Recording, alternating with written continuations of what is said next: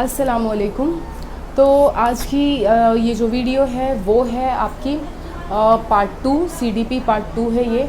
जैसे कि हमने प्रीवियस लेक्चर में स्टेजेस ऑफ डेवलपमेंट किए थे, तो आज का जो टॉपिक है वो है हमारा प्रिंसिपल ऑफ डेवलपमेंट। तो आज इस टॉपिक में, आज की लेक्चर में आपका जो ग्रोथ एंड डेवलपमेंट है ये पूरा टॉपिक जो है कंप्लीट हो जाने वाला है। तो चलिए हम स्टार्ट करते हैं। ये है प्रिंसिपल ऑफ डेवलपमेंट। तो आपको प्रिंसिपल ऑफ डेवलपमेंट में कौन कौन से पॉइंट्स आते हैं वो आपको मालूम होने चाहिए। तो सबसे पहला पॉइंट होता है continuous, sequential, life long order. मतलब जो आपका डेवलपमेंट प्रोसेस होता है वो मैंने फर्स्ट लेक्चर में भी बताया था कैसा होता है। कंटिन्यूअस होता है, लाइफ लॉन्ग होता है और सिक्वेंशियल यानी सीक्वेंस के हिसाब से वो आगे बढ़ेगा। जैसे कि आपको मैंने कुछ डेवलपमेंट के स्टेजेस आपको बताए थे और एक डिफरेंट एज ग्रुप बताई थी कि इन्फेंसी की एज ग्रुप क्या होती है, एडोलेसेंस की क्या होती है। तो यहाँ पर ये चीज़ें जो हैं कैसी चलेंगी, सिक्वेंशियल ऑर्डर में चलेंगी, लाइफ लॉन्ग। नेक्स्ट पॉइंट जो आता है प्रेडिक्टेबल। प्रेडिक्टेबल यानी कि आप किसी चीज़ को अनुमान लगाना। लाइक कोई बच्चा है छोटी क्लास में जो कि बहुत ज़हीन है, बहुत ही स्मार्ट है, वो मैथ्स के या साइंस के जो न्यूमेरिकल्स क्वेश्चंस होते हैं वो बहुत अच्छे से करता है। जब वो छोटा है, सपोज़ वो मैथ्स में बहुत ज़्यादा स्मार्ट है, तो हम आगे चलकर ये अनुमान, ये प्रेडिक्ट कर सकते हैं कि ये बच्चा जो है मैथ्स की फील्ड में, इंजीनियरिंग फील्ड से आगे बढ़ेगा। तो इसे हम कहते हैं प्रेडिक्टेबल यानी एक तरीके का अनुमान लगाना। तो ये भी किस में आ जाता है आपका प्रिंसिपल ऑफ डेवलपमेंट में।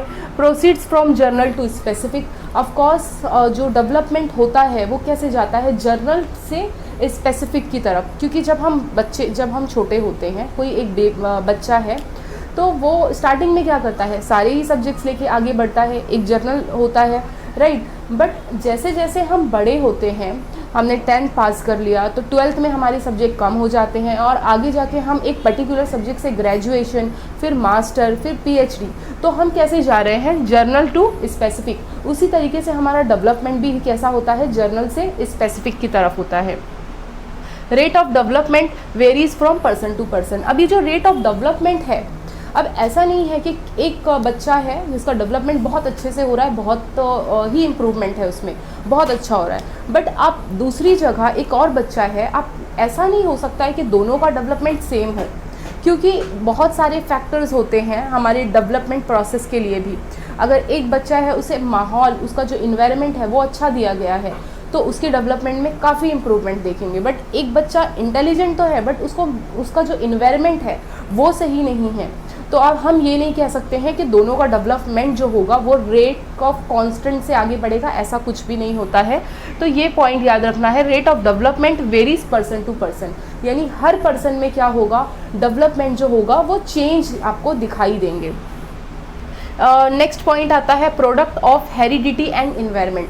तो इस टॉपिक को, मतलब इस पॉइंट को मैं यहाँ पर आपको एक्सप्लेन करूँगी, उससे पहले हम ये वाला पॉइंट देख लेते हैं, प्रिंसिपल ऑफ डायरेक्शन। अब देखो प्रिंसिपल ऑफ डायरेक्शन से ना कभी कभी जो है क्वेश्चंस पूछ लिए जाते हैं, ये थोड़ा सा IMP इम्पॉर्टेंट हम बोल सकते हैं, क्योंकि ये जो डायरेक्शन होता है हमारे development of principal of development का जो डायरेक्शन यहाँ बताया गया है वो दो टाइप का होता है। एक होता है सेफेलोकॉर्डल, दूसरा होता है प्रॉक्सिमोडिस्टल। अब ये जो सेफेलोकॉर्डल है ये क्या है, अब देखिए यहाँ पर हम डेवलपमेंट, किसके डेवलपमेंट की बात कर रहे हैं, हम यहाँ पर चाइल्ड के डेवलपमेंट की बात कर रहे हैं, एक बच्चा है जिसके डेवलपमेंट की बात हो रही है। तो यहाँ पर अगर हम डायरेक्शन से अकॉर्डिंग अगर हम देखते हैं, सेफेलोकॉर्डल का मतलब ये होता है सर टू, यानी हमारे हेड टू टो की तरफ जितने भी डेवलपमेंट होंगे, हेड से जो डेवलपमेंट स्टार्ट होता है टो की तरफ जाता है, ऊपर से नीचे की तरफ, तो उसे आप क्या कहेंगे, सेफेलोकॉर्डल। तो सेफेलोकॉर्डल में याद रखना कि डेवलपमेंट कैसे जाता है, हेड टू टो, ओके।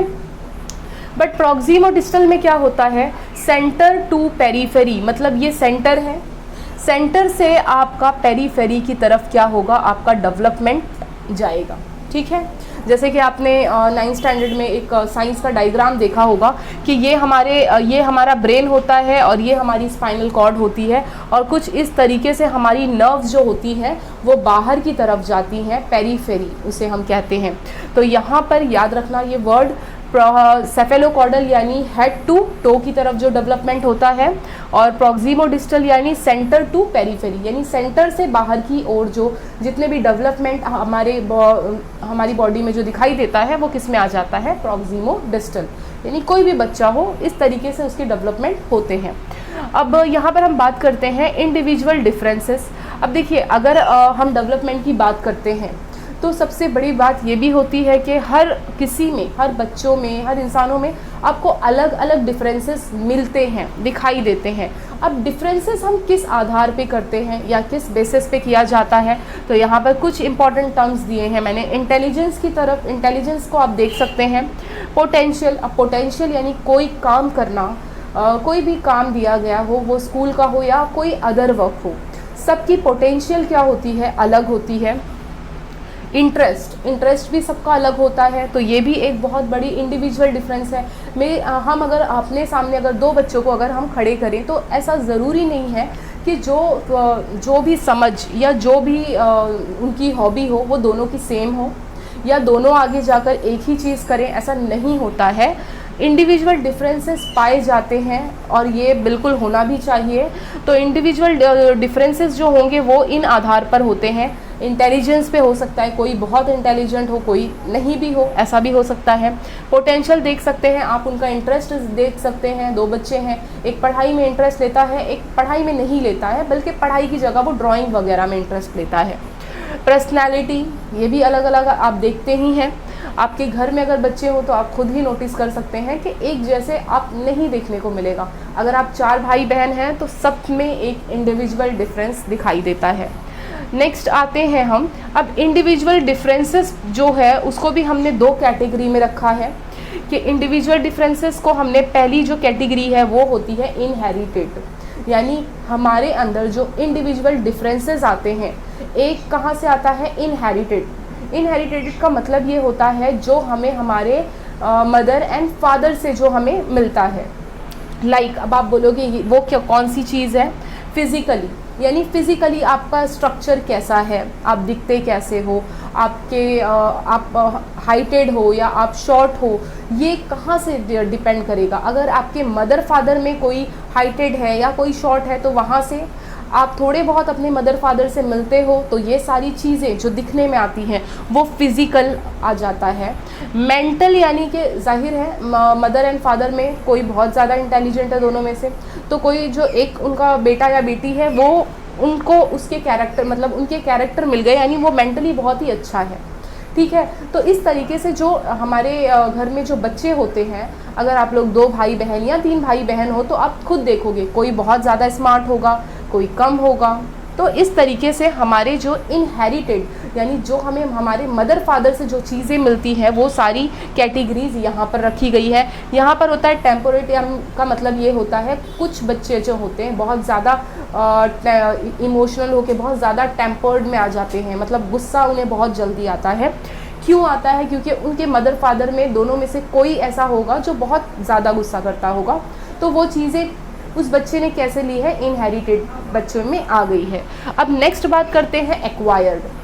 अब देखिए इसको तो हम चेंज नहीं कर सकते ना, इनहेरिटेड, बट एक्वायर्ड जो होती है, जो चीज़ हम दुनिया में आकर बाहर से अडॉप्ट करते हैं। अब बाहर से यानी कहाँ से अडॉप्ट करोगे, सोशल, यानी आप स्कूल में गए, आपकी फैमिली, सबसे पहले तो आपकी फैमिली में आप आओगे, तो आपकी फैमिली कैसी है, स्कूल जहाँ आप स्कूल जा रहे हो आपका स्कूल कैसा है, आपका फ्रेंड सर्कल कैसा है, ये सारी चीज़ें हम क्या करते हैं, एक्वायर्ड करते हैं। अगर आपको एक बच्चे को अगर अच्छा माहौल दिया जाता है तो वो अच्छी चीज़ें क्या करता है, अपने अंदर एक्वायर्ड करता है। इमोशनल हो गया, एजुकेशन हो गया, तो ये सारी चीज़ें हम एक्वायर्ड करते हैं। मगर इनहेरिटेड की बात की जाए तो ये हमें हमारे मदर फादर से मिलती है, फिज़िकली जो आप दिखते हो, जैसे आप हो, एंड मेंटल और टेम्पोरेट का मतलब तो मैंने ही बताया। ये चीज़ें हम कहीं ना कहीं कम कर सकते हैं अगर हम खुद पर कंट्रोल करें तो। ओके, अब ये वाला जो पॉइंट है, product of heredity and environment. अब देखिए यहाँ पर प्रिंसिपल ऑफ डेवलपमेंट ने ये बताया है कि हेरिडिटी और एनवायरनमेंट एक दूसरे की क्या है, प्रोडक्ट हैं। अब प्रोडक्ट का मतलब क्या होता है, मल्टीप्लिकेशन होता है। तो यहाँ पर इस ये जो टॉपिक है हेरिडिटी एंड एनवायरनमेंट, यहाँ से भी 1 या 2 क्वेश्चंस पूछ लिए जाते हैं, तो आपको ये भी देखना है। सबसे पहले देखिए, मैंने ही बताया है कि आपको अगर क्वेश्चन पूछ ले कि डेवलपमेंट के लिए क्या हेरिडिटी इम्पॉर्टेंट है या इन्वायरमेंट इम्पॉर्टेंट है या दोनों भी इम्पॉर्टेंट है, तो आपका ऑप्शन होगा दोनों भी इम्पॉर्टेंट है, ठीक है। या फिर आपको क्वेश्चन में ये बोल देता है कि डेवलपमेंट जो है product of heredity and environment है या फिर addition of heredity and environment है, तो आपका जो आंसर होगा वो होगा product of heredity and environment है।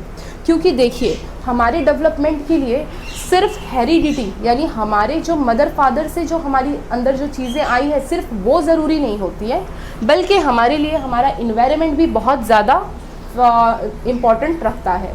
तो दोनों ही हमारे लिए बहुत ज़्यादा इम्पॉर्टेंट है और दोनों के बीच का जो रिलेशन है उसे हम किससे डिनोट करेंगे, प्रोडक्ट से। ओके, तो यहाँ पर हम देख लेते हैं हेरिडिटी को हम क्या कहते हैं, नेचर, और इन्वायरमेंट को हम क्या कहते हैं, नर्चर। क्योंकि पेपर में ये किया जाता है, कई बार कंफ्यूज किया जाता है, हेरिडिटी इन्वायरमेंट को ना बोलकर वो क्या कहते हैं, नेचर एंड नर्चर। तो नेचर याद रखना है, नेचर आपका हेरिडिटी से रिलेटेड है और नर्चर आपका किससे रिलेटेड है, इन्वायरमेंट से रिलेटेड है। स्टूडेंट्स यहाँ कंफ्यूज होते हैं क्योंकि नेचर और नर्चर काफ़ी मिलता जुलता है। तो याद रखिए, नेचर आपका किससे है रिलेटेड, हेरिडिटी से है, और नर्चर आपका किससे है, इन्वायरमेंट से है। हेरिडिटी मैंने आपको बता दिया है, जो आपको आपके मदर फादर से जो चीज़ें मिलती है, फिर वो कुछ भी हो सकता है, आपकी इंटेलिजेंस भी हो सकती है, आपका जो फिज़िकली आप दिखाई देते हो, हाइटेड हो, या आपके स्किन का कलर, आपकी आँखों का कलर, कुछ भी हो सकता है, ठीक है। It's related to gene. जो साइंस के स्टूडेंट हैं उन्हें अच्छे से मालूम होगा कि क्या होता है हेरिडिटी।